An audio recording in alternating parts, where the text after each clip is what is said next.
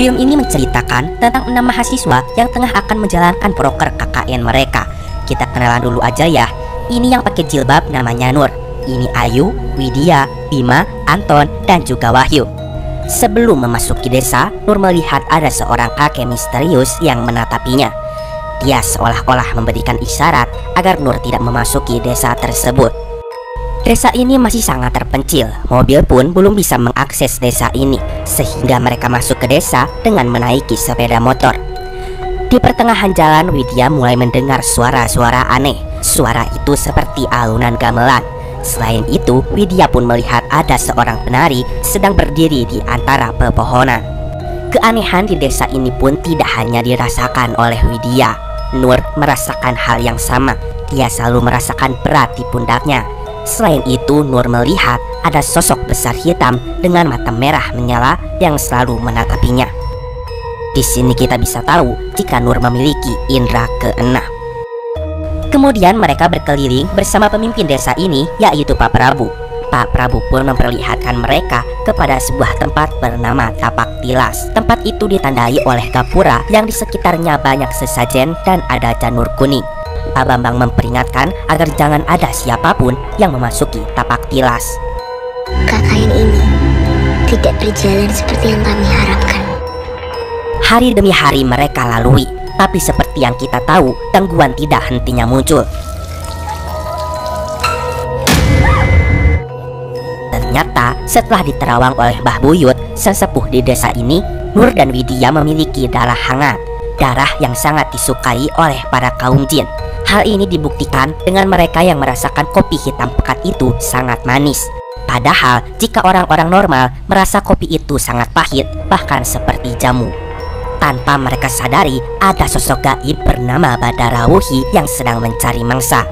Tentunya Badarawuhi sangat suka kepada orang yang berdarah hangat. Target mangsanya yaitu Nur dan juga Widya.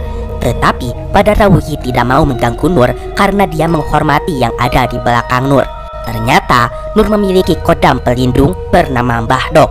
Mbah Doklah yang selama ini melindungi Nur dari segala mara bahaya ataupun serangan para bangsa jin. Luweh apik, awakmu gak usah melok-melok. Maka dari itu, Widyalah satu-satunya target yang bisa Badarawuhi culik. Di samping itu, ternyata diam-diam Bima menyukai Widya. Bahkan Bima pun telah melakukan santet agar Widya suka kepadanya.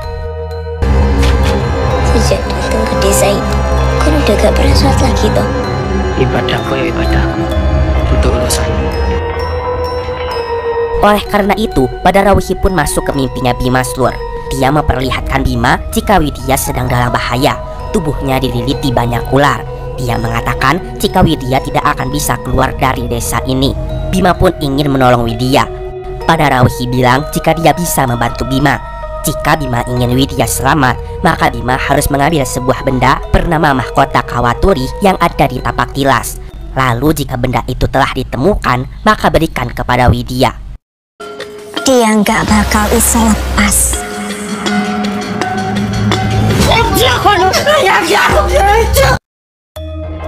Singkat cerita, Bima pun nekat memasuki Tapak Tilas untuk mengambil mahkota Kawaturi. Dia pun meminta tolong kepada Ayu untuk memberikan Kawaturi ini kepada Widya. Tetapi Ayu yang sebenarnya suka kepada Bima tidak menjalankan amanah yang telah Bima perintahkan. Mahkota Kawaturi itu malah dia simpan dan tidak diberikan kepada Widya. Ayu beralasan jika Kawaturi itu hilang.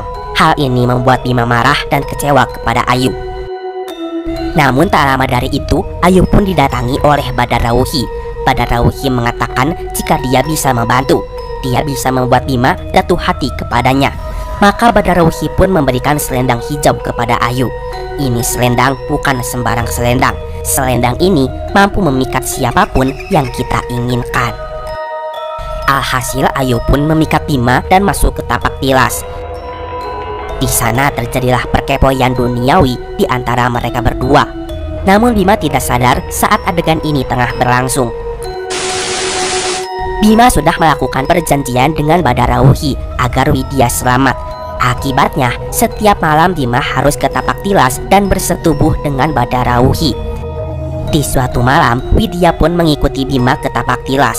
Dia terkejut melihat Bima sedang berendam bersama ribuan ekor ular. Dan katanya semua ular itu asli Lur. Awas Lur, itu di kaki ada apaan tuh? Ketika sedang mengintip, Widya pun terciduk oleh Badarauhi dan masuk ke alam gaib, di mana dia menyaksikan sendiri Ayu dipaksa menari erotis untuk menghibur para memedi penunggu hutan yang berwajah buruk rupa. Ternyata Ayu kini menjadi Dauh alias budak penari Badarauhi. Sekarang Ayu akan menggantikan Badarauhi menari untuk menghibur para warga-warga di desa penari.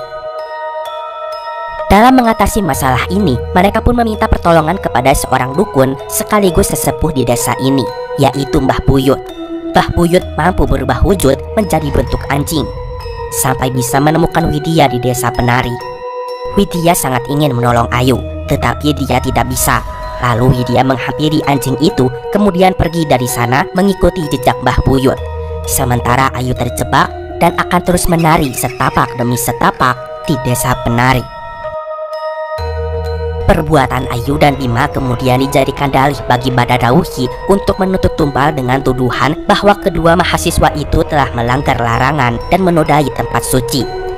Seperti yang kita tahu, Bima melakukan santet di desa ini, sedangkan Ayu melakukan aham-aham di desa ini. Akibatnya Sukma, Ayu, dan Bima pun terjebak di alam gaib.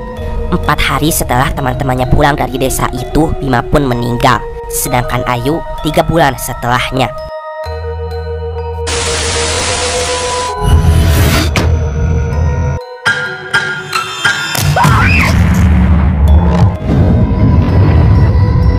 Nah, itu dia Stur, cerita garis besar dari KKN di desa penari. Pesan moral yang dapat kita ambil adalah jagalah sikap kapanpun dan dimanapun. Dimana tanah dipijak, di situ langit dijunjung. Sebenarnya cerita ini bisa kalian baca langsung selengkapnya dari tulisan Simple Man di akun Twitternya. Nah, jika kalian penasaran dengan adegan-adegan yang ada di cerita, maka kalian bisa langsung tonton film KKN di desa penari. Dulu nenek moyang kami percaya Yang terjadi selanjutnya benar-benar di luar dugaan kami.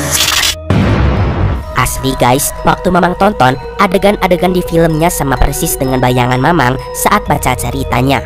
Selain itu, sinematografi dan background di film ini pun amat sangat apik dan tentunya menggelegar. Maka dari itu, Mamang beri nilai 8,5 untuk film ini.